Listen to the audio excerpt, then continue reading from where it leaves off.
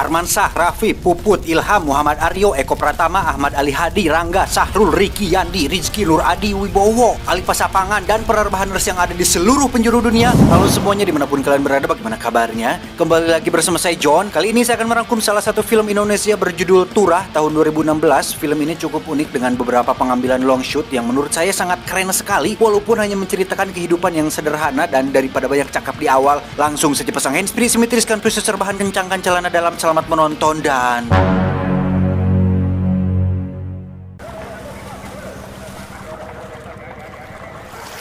Berlatar di sebuah tempat terpencil yang dikelilingi oleh air laut, ada sebuah desa dengan strata ekonomi di bawah rata-rata bernama Kampung Tirang, salah satu desa di Tegal, Jawa Tengah yang kehidupan warganya jauh dari kata modern. Sore itu terdengar ada sebuah pengumuman kabar duka mengenai seorang anak kecil bernama Slamet yang ditemukan sudah tak bernyawa akibat tenggelam pada pukul 16.30 sore tadi. Dan inilah sang pembawa judul film ini, yakni seorang pria paruh baya bernama Turah yang merupakan warga asli Kampung Tirang yang saat itu kebetulan ikut melihat prosesi pemakaman Slamet yang sudah selesai dilakukan.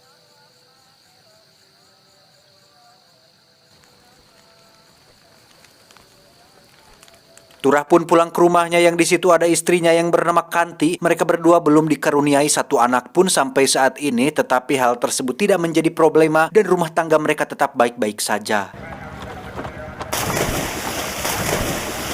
Keesokan paginya muncul dua petugas sensus penduduk yang sedang mendata satu persatu warga Kampung Tirang dalam rangka pilkada tahun ini. Selesai memberikan data keluarganya, Kanti pun iseng menanyakan tentang kapan Kampung Tirang bisa mendapatkan listrik dan air bersih. Karena dari pilkada sebelumnya sampai saat ini, mereka dijanjikan janji-janji manis yang sampai saat ini tidak pernah menjadi kenyataan. Dengan santai petugas sensus pun menjawab bahwa beliau tidak tahu menau dan itu bukan tugasnya, kemudian pergi meninggalkan Kanti tanpa memberikan penjelasan lebih lanjut.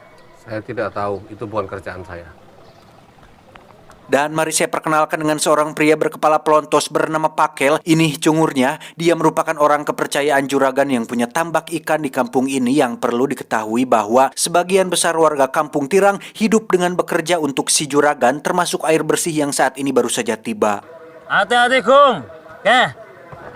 Gue harus rampung. Ketika Turah akan pergi bekerja untuk mengurusi tambak, saat itulah Pakel langsung menyuruh untuk pulang lagi oleh karena juragan sudah memberikan tugas baru, yakni menjaga warga Kampung Tirang sehingga dia tidak perlu lagi mengurusi tambak atau pergi ke tempat pelelangan. Ya wis kan, suwun.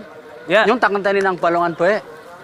Alhasil Turah pun pulang kembali ke rumahnya yang di situ Kanti kebetulan sedang masak untuk makan siang Turah yang biasa dia antar ke tempat kerjanya. Namun mendengar bahwa Turah sekarang bisa bekerja di rumah dan hanya bertugas untuk menjaga warga Kampung Tirang, hal itu pun disambut bahagia oleh Kanti yang bisa makan siang bersama suaminya. Nyong komangan nang omah bae wis ti.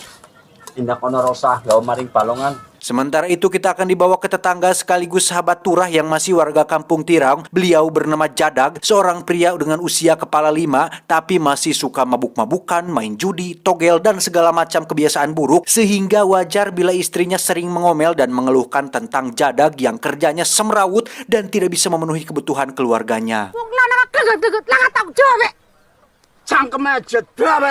Turah yang muncul untuk menyapi atau menengahi pun sempat disentak oleh Jadag, tetapi dengan ikhlas dan maksud baik, Turah dengan sabarnya meminta Jadag untuk tetap tenang dan lihatlah anak mereka yang nyumput karena ketakutan. Namun karena istrinya sama-sama heras hulu, Turah terpaksa membawanya pergi dulu daripada terjadi hal-hal yang tidak diinginkan.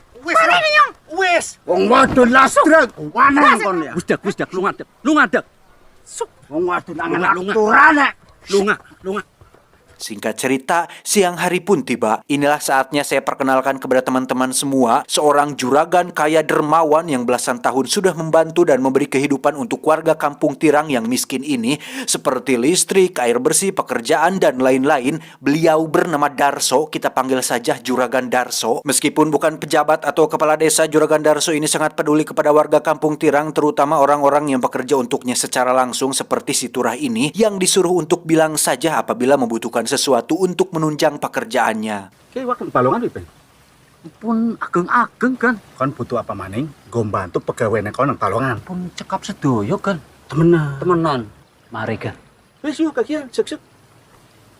Selain memiliki tambak ikan, Juragan Darso pun memiliki beberapa hewan ternak seperti kambing yang diurus oleh warga lain seperti bapak satu ini yang sistemnya itu seperti nengah bati atau 50-50 lah. Juragan yang punya modal, si bapak ini yang mengurus. Nuwun Juragan, nuwun. Juragan Darso kemudian melanjutkan keliling kampungnya yang saat ini kita akan melihat seorang gadis kecil bernama Sulis yang hanya tinggal berdua saja bernama sang nenek. Tak ada tulang punggung atau sanak saudara yang menafkahi mereka berdua kecuali bantuan dari Juragan Darso yang selama ini diberikan untuk Sulis dan neneknya, juga Kanti yang rutin memberikan makanan seperti yang biasa dilakukan selama ini. Matur suwun nggih, Pak. Nah ya, genau sing kiyang ya. Nggih. Iya kan aku emang Aku wis farek Bapak sing mak.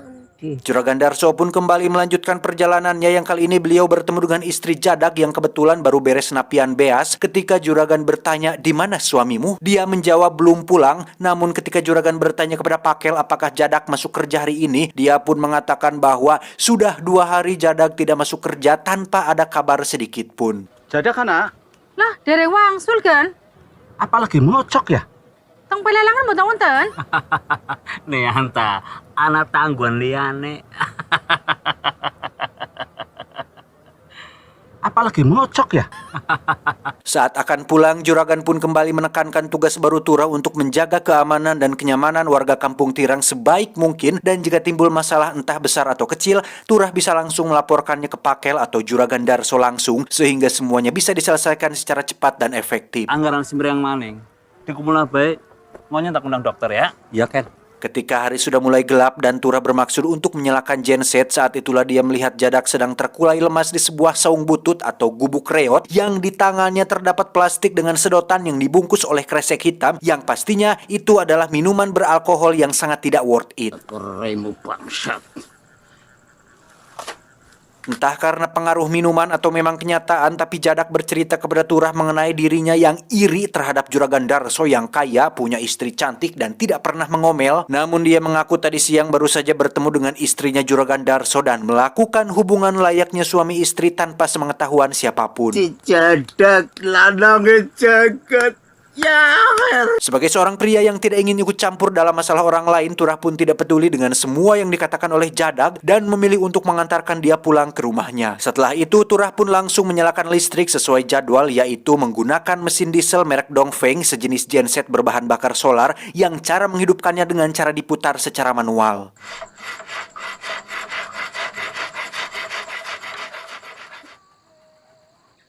Keesokan paginya, Jadag pun meminta maaf kepada Turah atas kejadian semalam di mana dia hanya kesal dengan Juragan Darso yang belum pernah menaikkan gajinya setelah belasan tahun bekerja untuknya. Jadag beranggapan bahwa Juragan Darso hanya menjadikan warga Kampung Tirang sebagai sapi perahnya yang walaupun beliau telah membantu memberikan kehidupan bagi semua warga seperti beras, listrik, dan air bersih, keuntungan yang didapatkannya jauh lebih besar daripada upah yang diterima oleh semua warga kampung. Mestine ke si Darso kasing untung.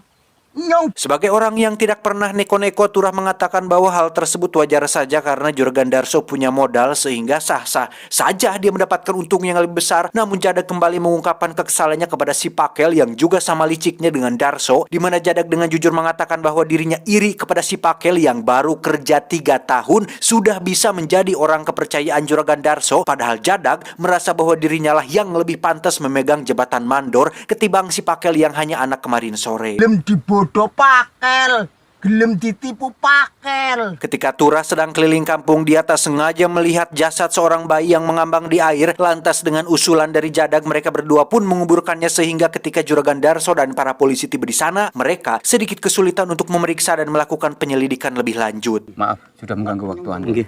Yuk kita cek sana. Muter mana terus ya, laka pengaruh apa-apa. Kalau mau pergi nanti diantarkan oleh Turah. Akibatnya Turah pun menerima sedikit omelan dari Juragan Darso yang menyayangkan kenapa Turah tidak melaporkannya terlebih dahulu, sehingga apabila terjadi hal seperti ini lagi, Turah diminta untuk tidak mengubur atau membuang sesuatu yang ditemukannya sebelum dilaporkan kepada Pakel atau Juragan Darso. Ben ana bukti dan ben ana sing diperiksa.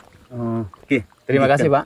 Sama-sama, Pak. atas informasinya. Sebelum pergi, Turah pun dengan malu-malu bertanya mengenai kenaikan upahnya, di mana Juragan Darso menjawab bahwa Turah tidak perlu mengkhawatirkan soal upah dan segala macam, karena beliau pastinya sudah memikirkan hal itu, sehingga Turah cukup bekerja dengan baik dan awasi semua warga kampung agar tepat, nyaman, dan tentram. Sepenting kau nyambet gawe ini sing tata. Ya.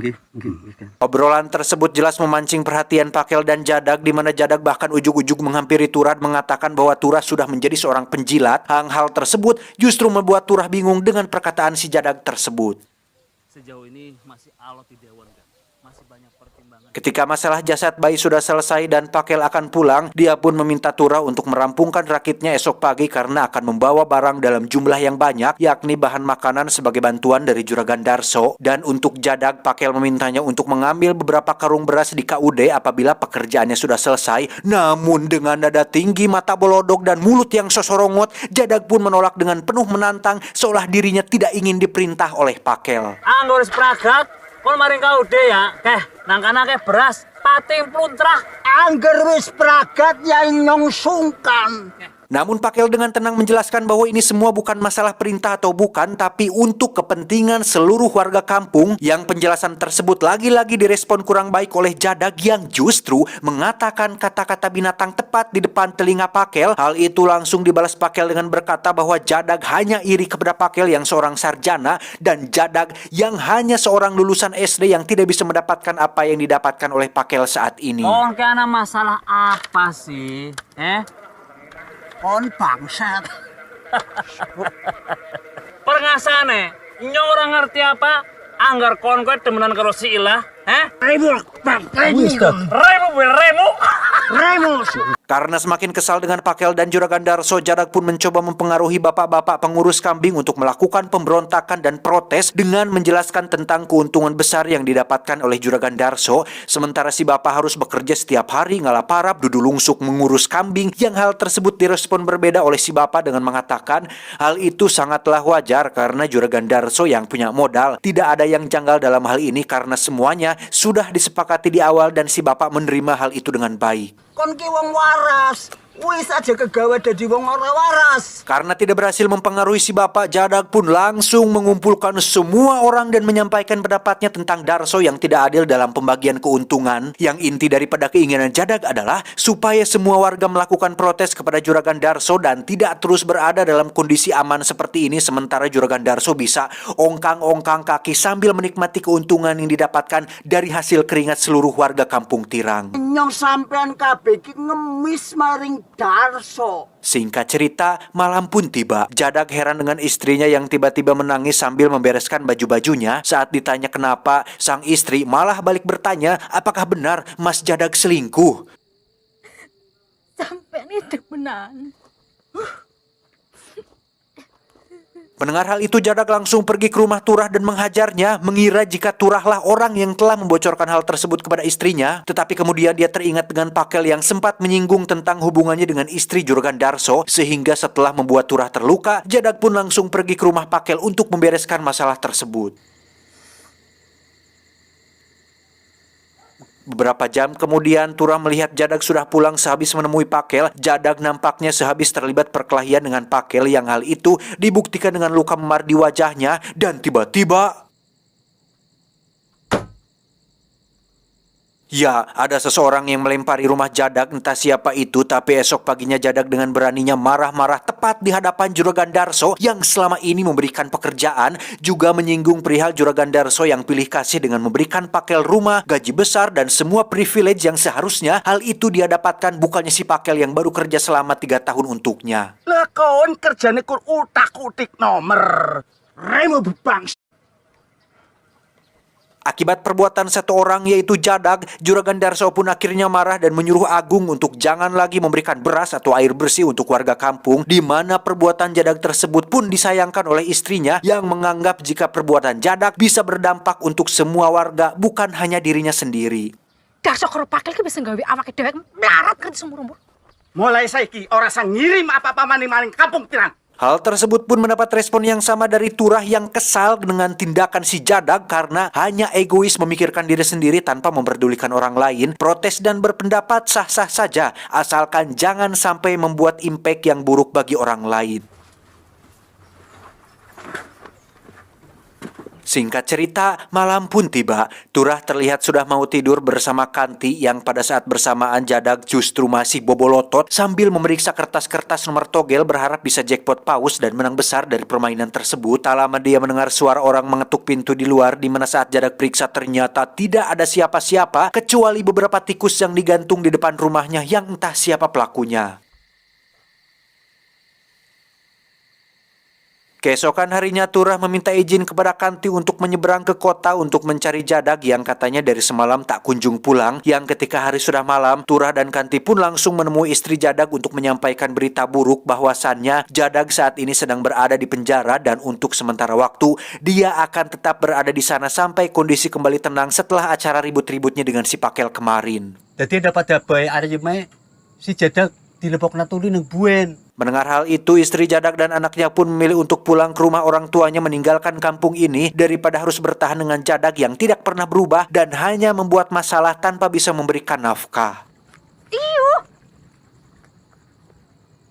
Alhasil keesokan harinya ketika Jadag baru keluar dari penjara, dia pun menemukan rumahnya sudah terkunci dengan anak istri yang sudah tiada. Lantas dia pun kembali menemui Turah, curhat mengenai keinginan dia yang sebenarnya, yaitu hanya ingin menegakkan apa yang sudah menjadi haknya dan seluruh warga kampung. Tapi memang caranya salah dan justru hanya membuat seluruh warga kampung Tirang sekarang tidak bisa mendapatkan air bersih seperti yang biasa mereka dapatkan selama ini.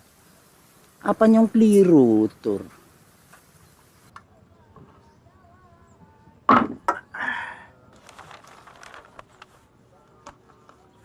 Sore menjelang malam muncul angin kencang disertai suara guludug bertanda akan hujan turun yang besar. Yang benar saja air hujan pun turun yang langsung ditadah oleh semua warga karena sekarang tidak ada pasokan air bersih dari Juragan Darso. Sementara itu Turah sedang menyalakan genset sesuai jadwal, di mana saat dia selesai melakukannya dan akan pulang kembali ke rumah, Turah melihat Jadag sedang digotong keluar oleh dua orang pria yang tidak terlalu kelihatan jelas wajahnya. Kemudian muncullah seseorang dari belakang Turah yang langsung mengalungkan celurit di lehernya. Lantas dia pun mengatakan agar Turah pulang saja dan jangan pernah berani menceritakan apa yang dilihatnya barusan.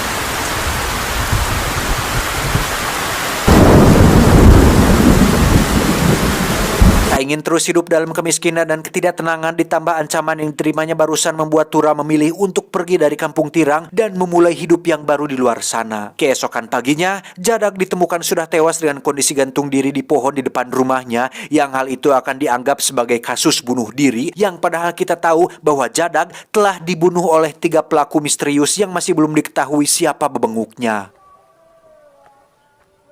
Inna lillahi wa inna ilaihi raji'un.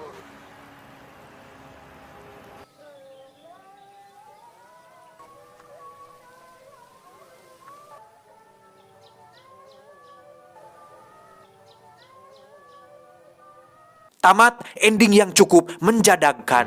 Banyak teori dari beberapa sumber yang mengatakan jika film ini adalah sebuah gambaran politik di Indonesia dan mengatakan jika pelaku yang telah membunuh Jadag di akhir film adalah orang suruhan si Pakel yang masih dendam terhadap perseteruannya malam itu. Banyak yang menganalogikan dan mengartikan film ini secara berlebihan, mengaitkan alur ceritanya dengan sistem pemerintahan dan kehidupan berpolitik yang rumit, sehingga membuat film ini terasa berat dan complicated untuk ditonton orang biasa. Padahal, film ini merupakan film dengan alur sederhana, menggambarkan kehidupan kita sehari-hari, terkecuali bagi Anda yang tinggal di kota dan tidak pernah merasakan bagaimana rasanya menjadi miskin, mungkin tidak akan pernah mengerti sulitnya listrik, air bersih, kalau malam harus pakai damar. Damar itu sejenis lampu yang menyala menggunakan sumbu dan minyak tanah. Saya pribadi pernah mengalaminya waktu masih kecil. Nah, jika Anda bertanya siapa yang baik dan jahat, siapa protagonis dan antagonisnya, jawabannya tentu tidak ada. Jika Anda mengira Juragan Darso adalah tokoh antagonis karena mengambil untung besar dari tambak dan peternakan, toh itu sudah sesuai kesepakatan yang memang Juragan Darso lah pemilik modalnya.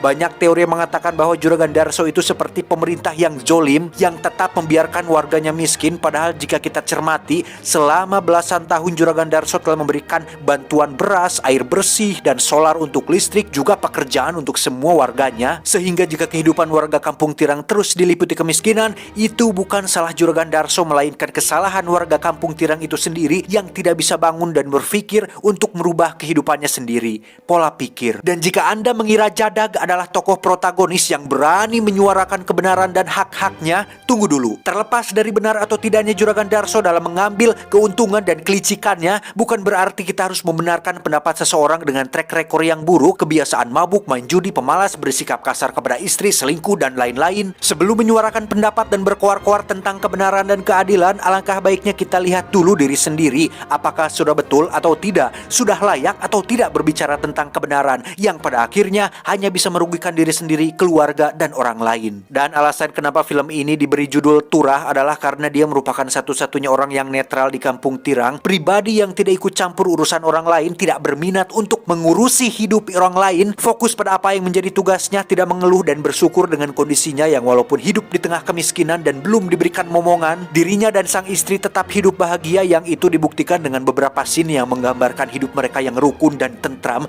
berbanding terbalik dengan kehidupan rumah tangga si Jadag. Lantas, siapakah pelaku yang telah membunuh Jadag? Banyak teori dari beberapa sumber yang mengatakan jika Jadag dibunuh oleh orang suruhan Pakel yang masih dendam akibat masalah malam itu. Padahal jika Anda cermati, logikanya jika Pakel melakukan hal tersebut, justru orang pertama yang diperiksa polisi adalah Pakel itu sendiri, yang meskipun terkesan bunuh diri, tetapi polisi tetap lebih pintar dalam masalah penyelidikan. Jika pelakunya Juragan Darso juga dirasa tidak mungkin, melihat dari sikap peduli dan track recordnya selama belasan tahun membantu warga Kampung Tirang, bisa disimpulkan bahwa Juragan Darso adalah tipikal orang yang tidak akan nekat melakukan hal seperti itu hanya gara-gara pernah dibentak oleh si Jadag. Tetapi masuk akal jika Juragan Darso sudah mengetahui tentang perselingkuhan istrinya dengan Jadag, kemungkinan besar Juragan Darso lah pelakunya. Tetapi dari sepanjang alur film, tidak ada pernah satupun scene yang menceritakan tentang hal tersebut. Sehingga satu-satunya pelaku yang paling masuk akal untuk membunuh Jadag adalah warga Kampung Tirang itu sendiri, yang resah dan gelisah melihat tingkah laku Jadag yang berpotensi bisa membuat kehidupan Kampung Tirang menjadi lebih menderita akibat attitude-nya yang kurang baik kepada Juragan Darso, yang notabene adalah orang yang selama ini telah membantu mereka semua. Dan meskipun cerita ini adalah fiktif, saya pribadi salut kepada sosok Pak Turah yang mencerminkan kepribadian seorang warga Indonesia yang baik, tidak julid, tidak mengurus kehidupan orang lain, tidak ikut campur, rajin, disiplin, yang meskipun Turah sadar betul jika Juragan Darso mengeruk keuntungan besar dari warga Kampung Tirang, dia memilih untuk diam dan fokus pada tugasnya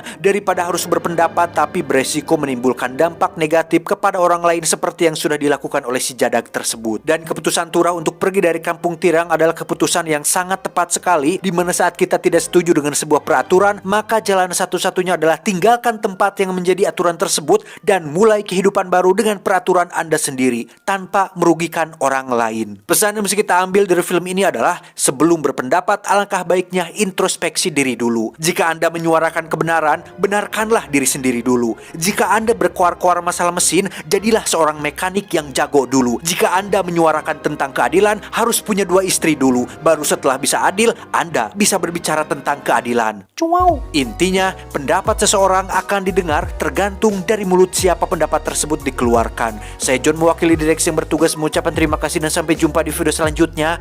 Adios. Kekurangan omega 3.